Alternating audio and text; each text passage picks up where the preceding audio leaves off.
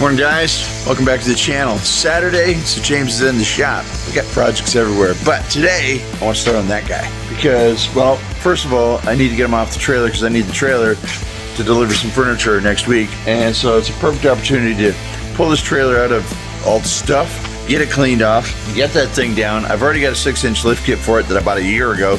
Been sitting with it. Let's get it cleaned up. Let's see what we can do to start that project moving forward.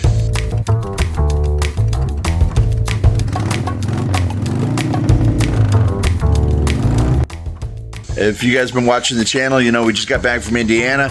We were working on the 67 Chrysler Newport. That's coming home real soon.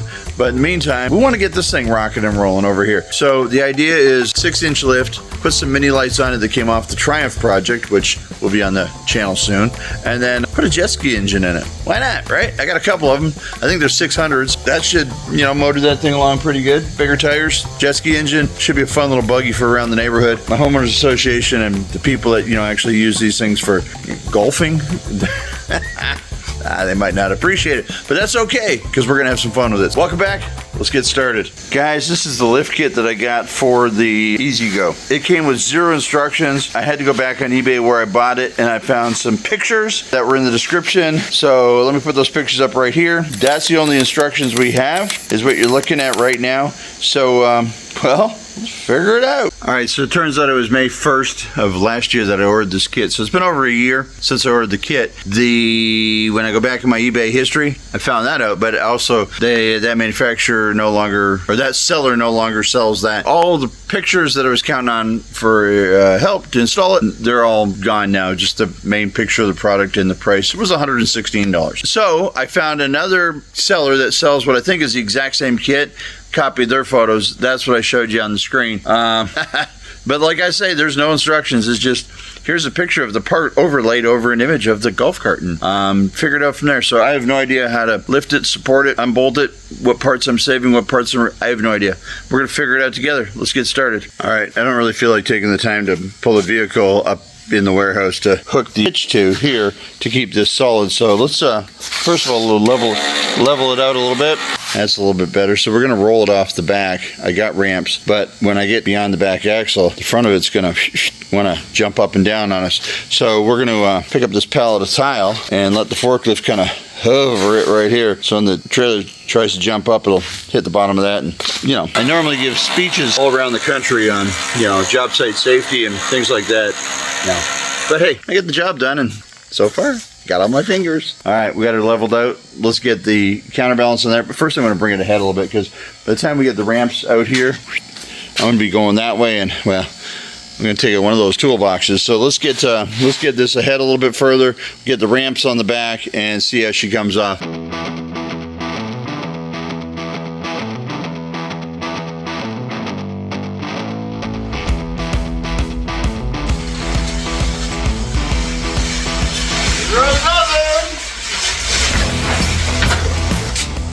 Brakes clearly work. That was awesome. All right, so we got the thing sitting down. Tell you what, before we start ripping and tearing it apart, let's just walk around it and see what we got. All right, here's what we got. You can see it's already got wheels and tire package on there. You can see it's filthy. You can see it's E-Z-Go. They had a little chrome on the front there because it makes it go faster. It's got little chrome side steps here. It's kind of nice. It's blue and white. And we've got a little battery gauge here that's got to be reattached. And we got a pop-off radio.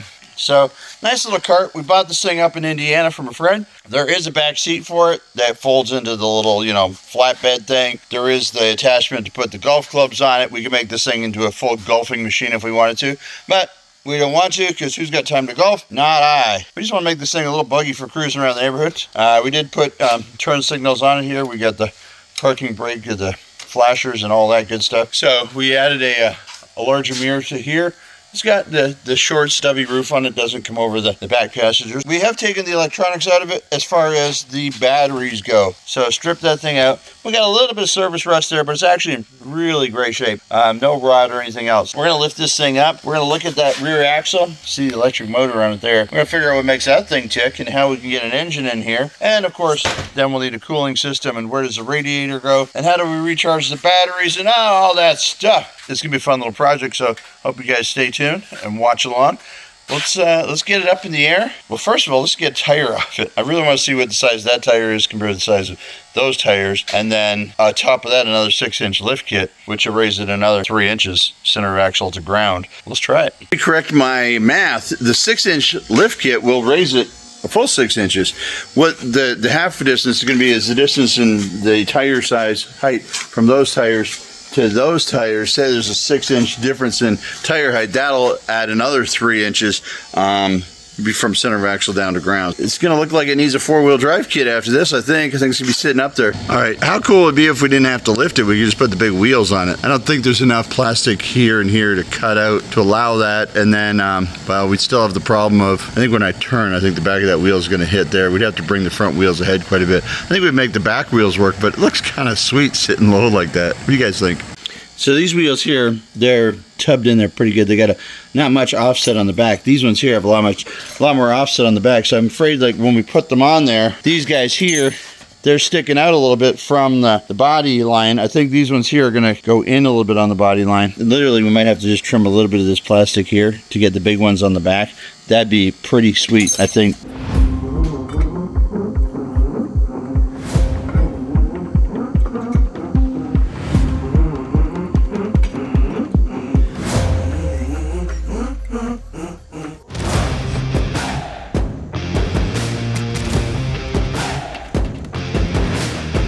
I'm just sitting here working in my shop and a guy walked by. He saw the cart sitting here with the wheels on it and the guy's like, that's a badass golf cart.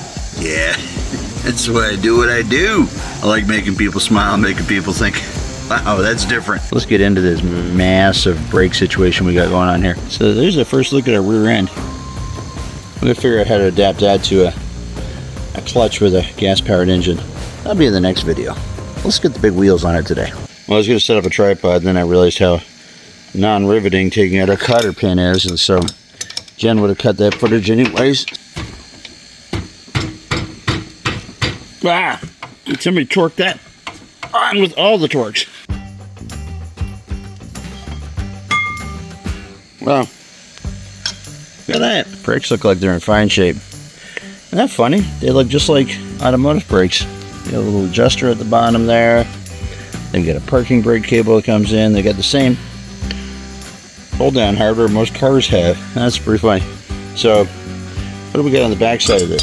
So there's the 4 bolts I'm speaking of. Why is that so greasy inside? Well, you can check that axle seal.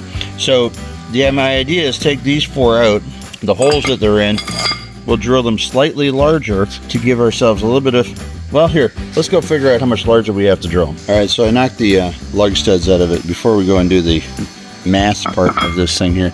Let's put this hub over top of this wheel, and you'll be able to see pretty quickly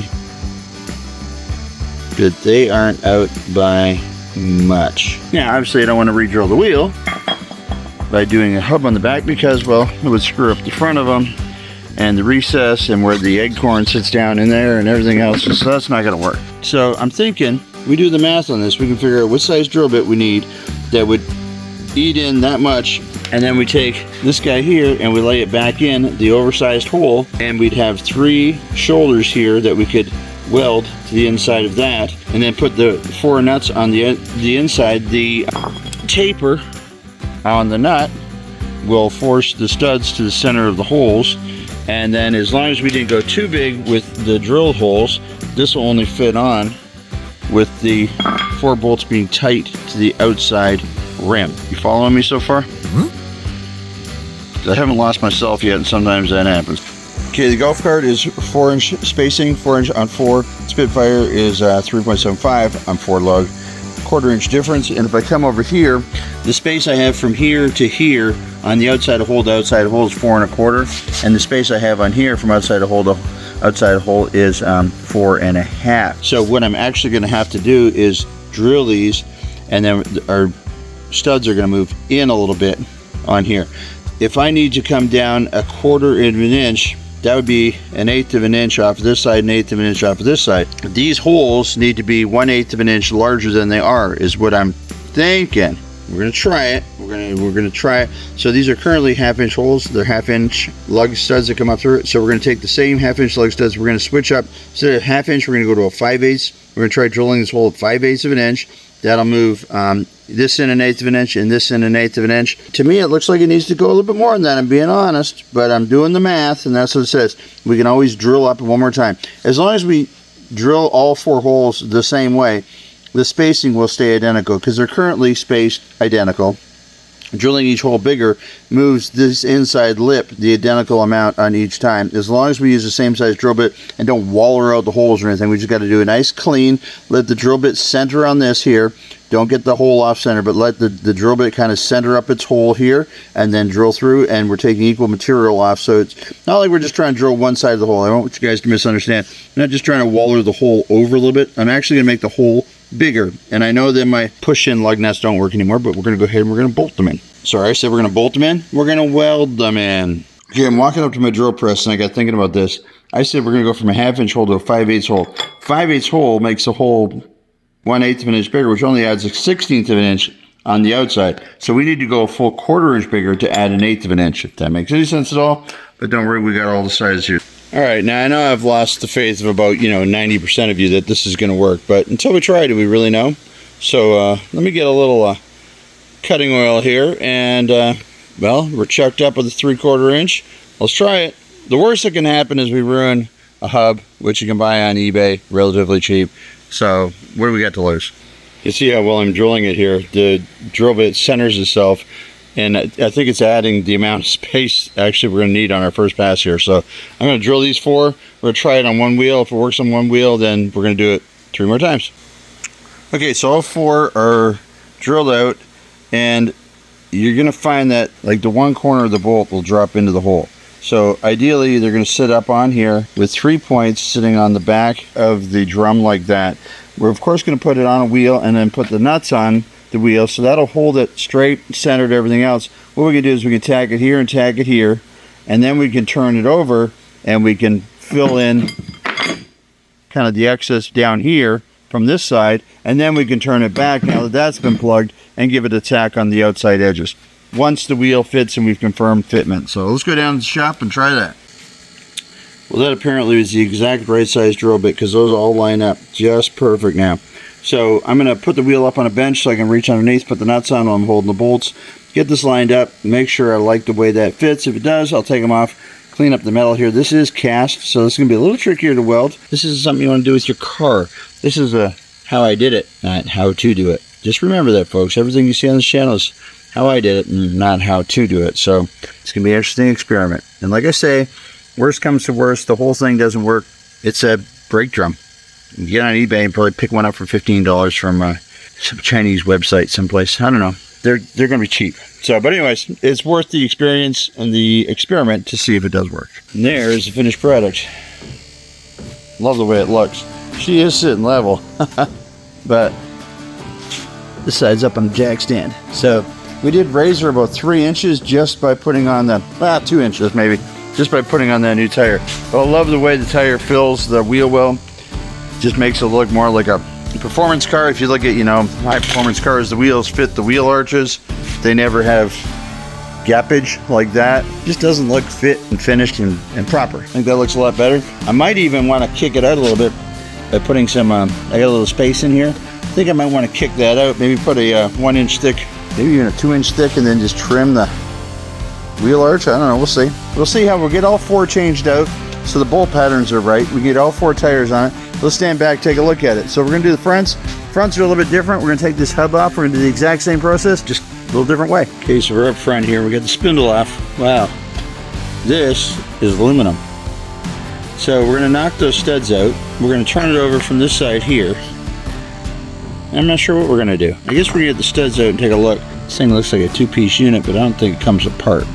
Let's see what we can do. Let's see if it comes apart. We might just drill the bottom holes there, and then, well, we have to drill all the way through and then turn around, maybe slot the top up here. Slide it through here so the bolt can slide outwards.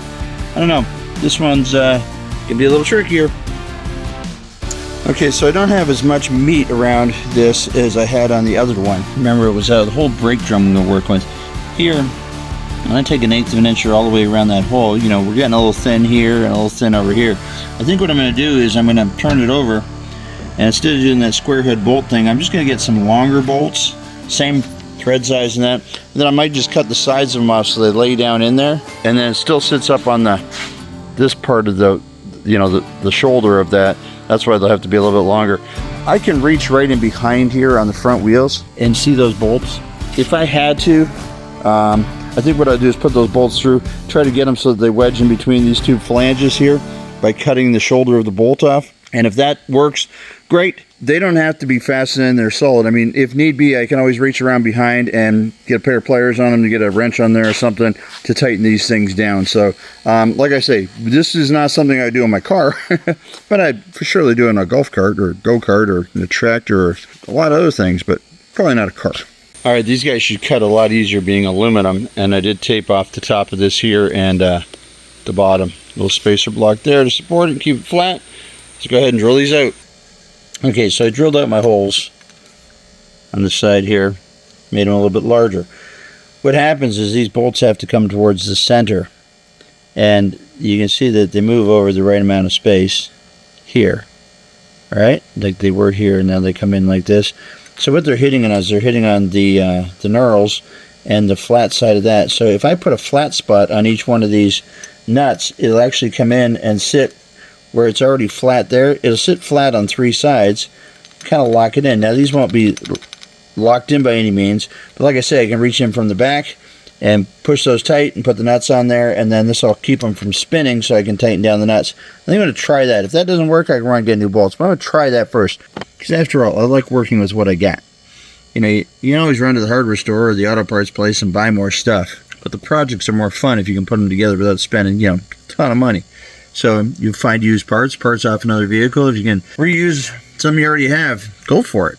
Don't get discouraged by your project because, well, I spent $7,000 on it so far and it doesn't run yet. No. Take something that works, or close to works, and don't dump a lot of money into it. Get it running first. Play with it first. Then you can spend some money on it making it what you want it, but this isn't at that point yet. So here's what we're looking for.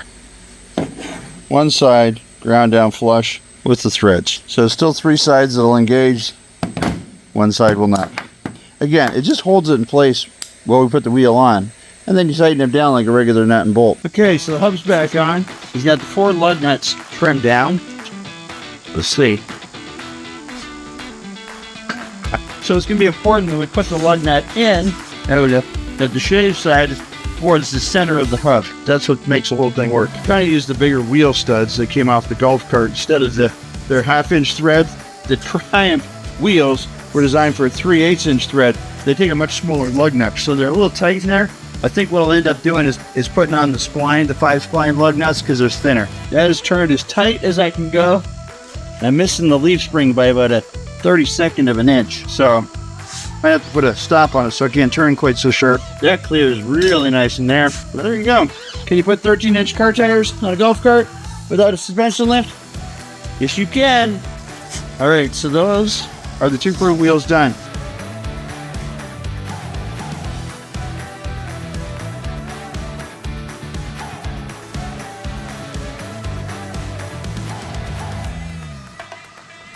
Okay, guys, everything rolls like it should.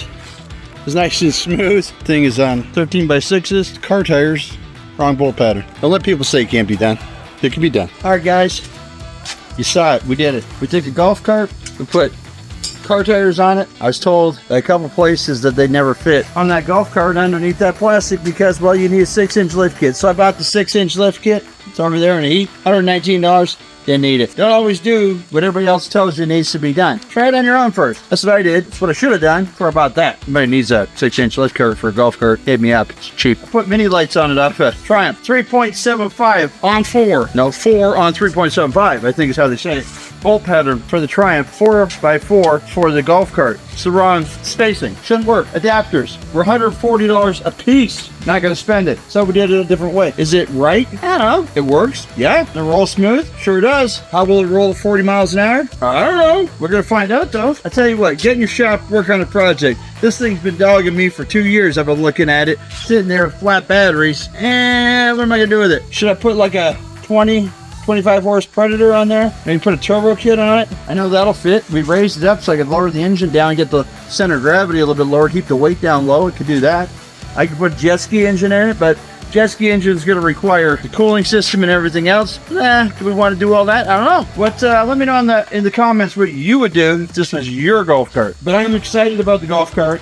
We'll be working on it again real soon. I just got to make a decision what I'm going to put in it for an engine. Other than that, she's ready to rip. Thanks for watching, guys. I certainly appreciate it. Go back and watch some of the other videos. When we did the moped, the latest video that's up, we went to Indiana for that 67 Chrysler 440 big block high output. We're almost done with that car. We're going up to Michigan for a wedding here in a few weeks. On our way home, we're gonna drive that thing home 700 miles. We'll see how that trip goes. We got a lot of projects going on. The channel's young, the channel's fresh, getting started. We're just trying to find our way. I've got a stack of shelves over here full of projects that I've had for some of them years, some of them just a few months. But I'm kind of getting ready to kind of explode with all these projects and getting stuff going. Thank you for watching.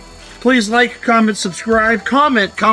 I love when you guys comment. I love when you guys just chip in and say anything. Just say, cool, man. Or say, let's do it. Those wheels are too big. We can disagree. It's okay. I don't mind. I got thick skin. So go ahead and tell me what you think of how we did this. It's not conventional, but it works. Thanks for joining me. I appreciate the support. And as always, get out of your shop and do something. Thanks, guys. Now get out of here, you little wheel. We don't want you no more.